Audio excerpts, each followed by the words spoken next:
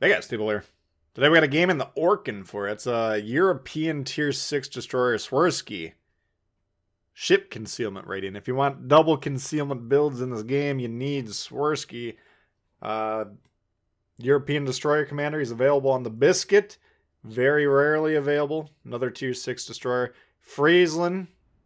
Tier 7 destroyer. Almost certainly will probably not be available anytime soon, at least until they need to boost the numbers at the end of the quarter. So it's a pretty strong / popular ship. And Orkan, currently available. Most difficult of the three to play. So keep that in mind if you're considering buying it. But pretty unique overall. Now, no smokes, radar. You can kind of set it up like the Gaja potentially and the Yin Yang with the Asian destroyers, but we got the regular torpedoes, of course. Some other key differences, 360 guns on these, so they turn through the front of the ship, all three of them, which is very nice. But the no smoke makes it difficult, okay? It just, you make a mistake without the smoke, you can't easily correct it. And it's becoming more difficult to use these destroyers. French destroyers, the Orkan, potentially the Asians if you set them up without smoke in the carrier era. And the carriers are becoming more and more prevalent out there. I've been noticing lately that they're in a higher percentage games lately. I think people are deciding that they want to become carrier players, and they're getting through the long slogs that are these tech tree grinds with those aircraft carrier lines. So more and more of them out there increases the difficulty. But Orkan, I always say this ship kind of shines as a division player ship. Just because you can pair it with other destroyers potentially, or smoke cruisers, or you have ships that are guaranteed to support you at least, okay, which lowers the threat to you if you do become spotted without that smoke. Moving in here though, Akatsuki coming in hot, and we do want to get rid of him. Very dangerous destroyer, one of the most dangerous in the game. So we're going to go chime in with the guns. We got another guy as well to the left of the screen. I can pop the radar here. Note we're not being spotted. So that's cool. If we want to slow things down for a moment, we should be expecting torpedoes coming here. Here's a Pablo on the other side of the screen.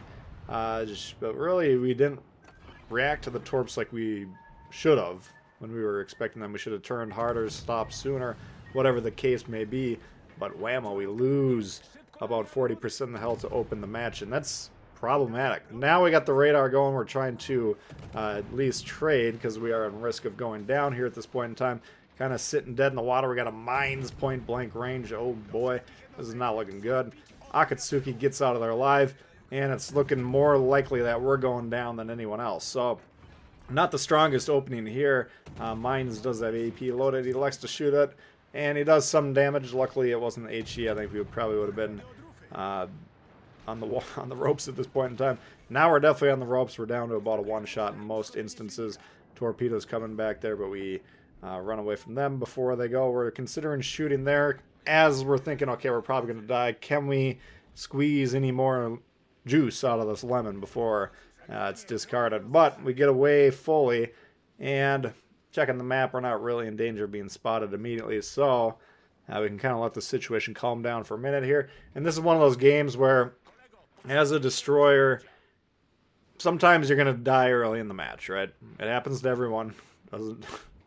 You don't have to take it to heart, but you do want to try and minimize how often that happens, because if you lose the destroyers early, your win chances for the rest of the team that survives go way down. We're getting sonared by the pushing mines, who's trying to kill us before he goes down. Luckily, the team supported us there. We are getting spotted due to being the guns firing off there a moment ago. Akatsuki coming in here, and he is low, and we're thinking now if we can get him down as we're dying, that's great. At least we've traded alike ships, in the particular destroyers, which you don't want to trade those unevenly. Pablo coming around here trying for the double, but the team does a great job killing him there. Now we're drop spot again, and check this out, the middle is actually clear. Okay, so it was kind of a hard fight up front.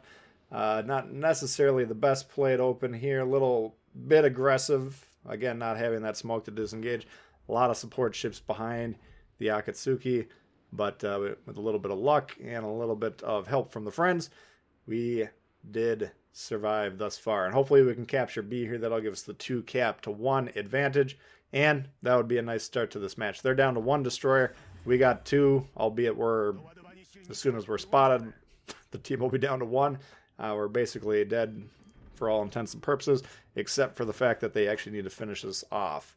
So we're going to continue to do what we can do here. But this is getting back to what we're talking about, destroyers. If you have kind of a bad open and you're able to squeeze some life out of it, then think to yourself, okay, what can I do to continue to help the game? Like, let's say I open fire on this Alabama right now. Would that help my team win the game, or would I be dead in the next 10 seconds? The answer is B, yes.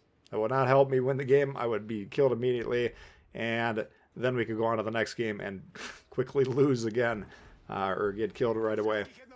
Don't want to get in that habit. We want to continue to try and make plays. So we stayed on B, captured it, looking for opportunities to get into C here. Now we got to be wary of this battleship because he's unspotted, and we're moving into a position where we don't know where he is. The radar cruiser, the Atlanta, you saw a moment ago, he was on A. He actually nuked the North Carolina with his 4.5 kilometer range torps. So good play by him, I suppose. But nevertheless, for our purposes, we don't need to necessarily be afraid of him zapping us with that radar and killing us. So we're more worried about North Carolina. Come around the bend here. He is outside the blue circle. We turn away slightly from him just to ensure that continues to be the case, noting that he's attempting to back up, so we put the torps as far behind him as we possibly could to clear the island. He does have a plane available, so he'll probably spot the torpedoes a little bit earlier than he might otherwise. But perhaps not. You can see his guns are trained down range there, and looks like he dodged them to me. He slammed on the brakes, but then something got him moving. I think the guy that shot him on our team caused him to think, okay, I better get as tight to the island as possible, and that puts him right in the range of the 3 torpedoes that are already coming his way, and he's off the board.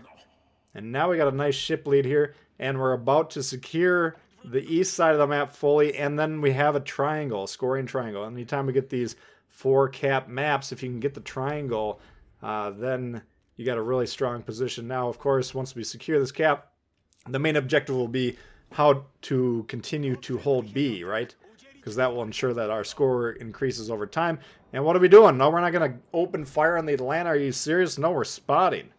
Okay, now this is a pure spotting moment, but this is a great example of destroyers, the power you have, because my team can fire at this guy, and they're probably all not visible on the enemy screen. Maybe there was a shot return there, but if these guys know how to use the islands, these are all free shots, okay? As long as I'm maintaining the line of sight. Now, I'm within his radar range here, and my teammate was warning me about that, saying get back. I'm aware of the danger here. But look at the Atlanta going from nearly full health a moment ago to basically off the board. And that's because we kept the guns silent. We didn't kill ourselves for no reason. We spotted for him, and the team takes him out. Excellent job there. That was the biggest threat to our team going down, because if he gets that radar in range of the destroyers, those quick-firing guns take the destroyers out, and now Red's got a glimmer of hope. Okay, and now it comes down to, can they fight their way through this mess that they've created by going down 3 caps to 1. But now we're getting spotted from the team, and we would like to get some gun action going here. Why not? So we get behind the island, ensuring the center of our ship is below and behind the island, so we don't have a clear line of sight to the center of that ship. Then we can open up fire with the guns. Hit him with the fire a moment ago. He immediately damage controlled it, and that means next time we hit him with a fire, or if those torps land, then the flood/fire would be permanent. That'd be a kill shot on him. But again, we're not sailing just out there willy-nilly. We're utilizing the cover, utilizing the spotting, and keep in mind we've basically been a one-shot for the 80% of this game. So that's kind of what you want to be getting in the mindset as the destroyer player. What can we do to continue to help the team win? Okay, and trading your destroyer in some sort of attempt to suicide rush, that's not going to do it. Okay, even if you land the torp strike in the battleship that you're inevitably trying to kill, by trading your ship, we're losing those 2 caps that we got. We're losing the spotting that our team utilized to kill the radar cruiser, protecting ourself and the other destroyer on our team. We're losing this damage here that we're able to get by utilizing the cover and the spotting that our team's given us here. So this is all stuff that's kind of bonus. You know, after we made the grievous error and we almost lost early, it's like coming back to life from near-death experience. Everything after that's just kind of bonus time, and you got to really make the best of it from then on out. So try and get in that mentality. You know, sometimes, again, it happens to me. It happens to everyone else that plays destroyers. If you die early once in a while, okay, understand that you probably, you know, cost your team the game. But just try and limit how often that happens. And then when you get into the situations where you survive those encounters, then make the best of them. So Orkan, would I recommend it for you guys? I think it's a kind of a destroyer player's destroyer. I think it's a division man's destroyer as well. But I primarily play solo, and I do like to take it out from time to time. I like to use one of the radars kind of in the opening play just to surprise the enemy destroyer, especially if I'm looking on the map and I'm saying, okay, check this out. We got some support close to me that's likely to utilize the spotting the radar is going to provide.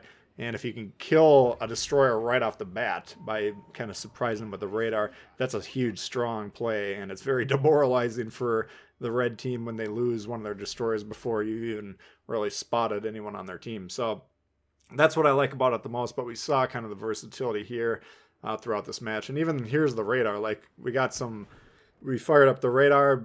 The battleship to the north didn't see him at the time, but he utilized that vision that the radar gave him, and he whacked him for about half his health. So we did get a little bit of credit for that as well as spotting damage. But regardless of the XP or whatever, you know, the credits, just the fact that the plays occurring is still valuable as well. So Orkan's got a lot of uses, but the difficulty factor is there due to the fact that you really got to be able to recognize exactly how much danger you are in a given situation, and understand that you can't utilize the get out of jail free button that the smokes represent for the destroyer. So you know, if that sounds interesting to you, then I actually think it's a pretty fun ship, but you know, it might not be for everyone, I guess, is the moral of the story here. So Nelson blasting away on him. Now this is a good example here. Like, look at all the damage we're doing to him. Minimal.